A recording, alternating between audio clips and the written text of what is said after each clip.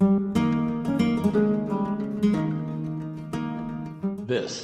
is the Decahedron Podcast with Joe and James. Mail call from the United States of America. Hi, everyone. This is Joe. I'm trying something a little different here with the feedback episodes. When James and I got together yesterday, Saturday, that's when we record, Saturday mornings. Anyway, when we got together yesterday, we did our feedback episode, and there were 4 feedbacks that we were replying to, and we recorded for an hour, and I am not going to put out an hour-long episode. I'd much rather put out like 4 15-minute episodes than 1 hour-long one, and so that's what I'm going to do. So these next 4 feedback episodes might be a little choppy because they were chopped up from one recording session. After that, for a few weeks, what I think I'm going to try as an experiment is when we get a feedback in, I think rather than James and I waiting for us to get together, is he's going to record a response and I'm going to record a response. We're going to put those together and we're going to put it out as its own little quick short thing. And that will allow us to keep up with the feedbacks and keep the episodes short. If it works out, awesome. And if it doesn't work out, we'll reconvene and try something different. I hope you like that intro, by the way. I spent a little bit of time finding that clip from old Armed Forces Radio stuff, and it says it's in public domain, so I'm hoping I'm safe. Anyway, let's get on to it. We're starting with a email from David. So the oldest episode we did, our very first episode, it was about weapon damage in D&D, whether or not every weapon should do 1d6, like a nice, rational, intelligent person would think, or if every weapon should have its own custom number and pluses and minuses of dice, like a crazy person would think. Oh, that would be my thinking. I tease, of course. Yes, I am chaotic good, and Joseph, I'm not sure. Maybe lawful neutral to evil? Oh, ouch, that hurts. Anyway, so this one came to us by email. It is by a guy named David. And David says, I listened to the first episode and enjoyed it. Why, thank you, David. We enjoyed that you enjoyed it. Yeah, I'm going to use that line every single time for everybody. I just like it. I'm with James. Oh, we don't think we like David. Never mind. We're going to stop reading right there. Uh-huh. Go on. All right. David says, I'm with James. Weapons shouldn't do all the same damage. Then he says, I don't use weapon speed or weapon modifiers versus armor. Which if you're not going to do all that, then yeah, it makes sense to me that you'd want them to do. Otherwise, there's no point in different weapons, I would guess. Although I still say it makes much things quicker. Anyway, he says it just adds too much time in combat. That depends on your combat system. I'm assuming he's talking about straight D&D. I believe he is. The weapon speed stuff and stuff as written, I would agree, would add too much time.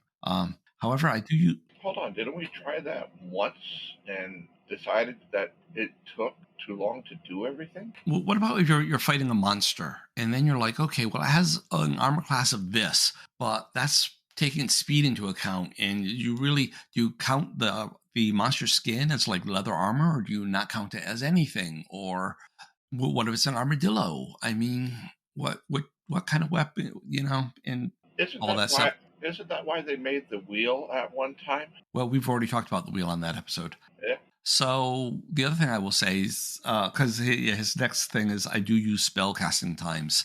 Spellcasting times is something that was added to AD&D from D&D, and I don't use spellcasting times, but that's because, again, I said D&D is superior in my mind for my style of gaming than AD&D. What was I going to say about that? Because have you seen, speaking of AD&D combat, there is a guy out there somewhere. If I find it, I will put in the show notes. But he made a PDF step-by-step. This is how to run AD&D combat by the books. And it is like a 13-page flowchart. I've never seen anything that long, but I've read 1 or 2 articles or even charts, like you're saying, but it's usually only a page long. Oh no, because this is every rule that's in the AD&D Player's Handbook and Dungeon Master's Guide about how to do combat. So it has the weapon speed adjustments, and it has the weapon armor adjustments, and it has all the. So it's all on that page, so you don't have to go looking through the books. all the initiative. It's like I said, it's like a 17-page step-by-step checklist. So for each round, you start at page 1 and you go through the list, and then the next person's turn, you go back to page 1, and it is. If you want to play rules as written, that's the right way to do it. Which is why I do not play rules as written. Anyway, then he gives us an episode idea. One thing you should cover is random encounters. Actually, David, that is already on our list of things to talk about. What's interesting is I was talking to Sam, and he brought up random encounters the very same day that this email came in, which is kind of funny. So I guess we should do that episode rather sooner than later. He says that I don't like to add them unless I find a reason for the creatures encountered to be there. Wow. I wonder if David is Sam. It's because Sam said pretty much the same thing. I mean, it makes no sense when you're in a dungeon and a bear pops up. What? Right. So I will 100% agree with you there, David. This has made side encounters turn into much larger adventures. Do you guys feel that an encounter should be just encounter? There should be a deeper reason? I think we will talk about that in the random encounter episode. That sounds like a good place.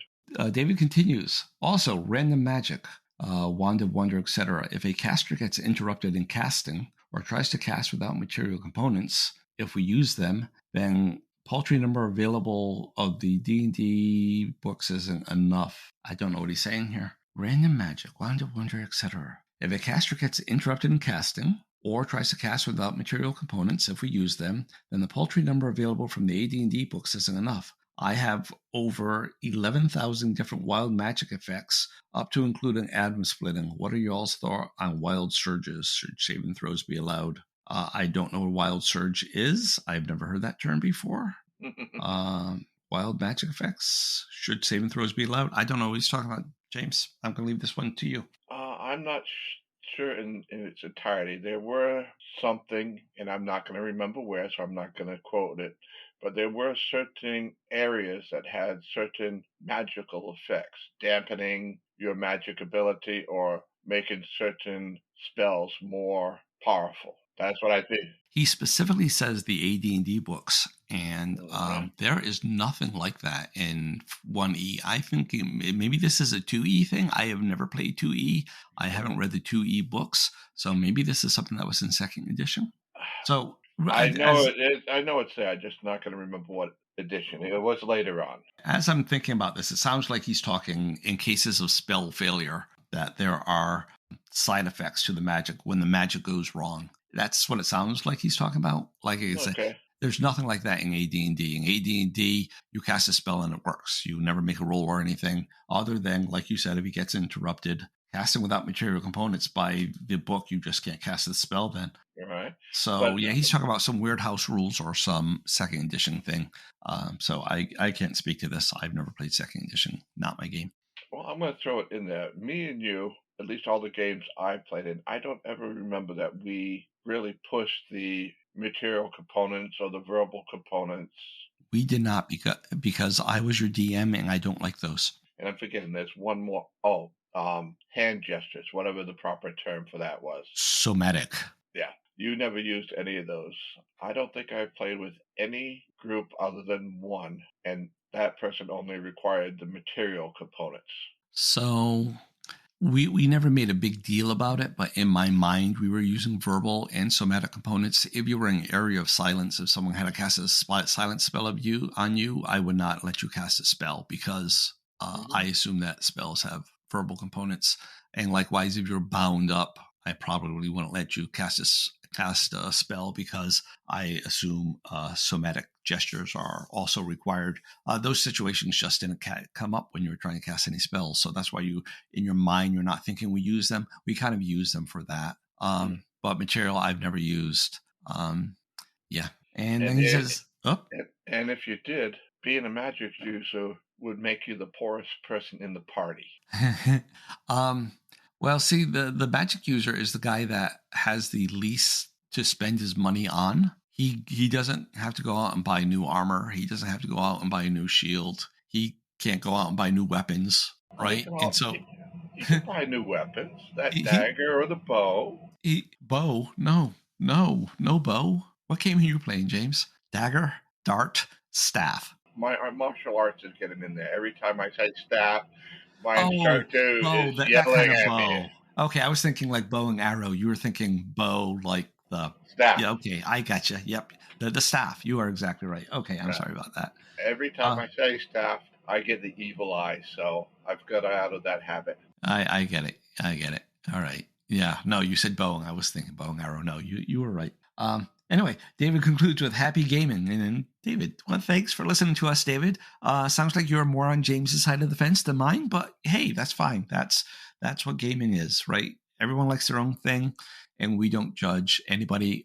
I laugh, but James laughs at me, so it's okay. It's not a mean mocking laugh. It's a friendly laughing with you type of thing. Yeah, but Joseph wants to be right more of the time. No, well, Joseph doesn't want to be right. He's just cursed with being right all the time. Oh, that's pushing it, son. It's a tough curse, but I carry it well.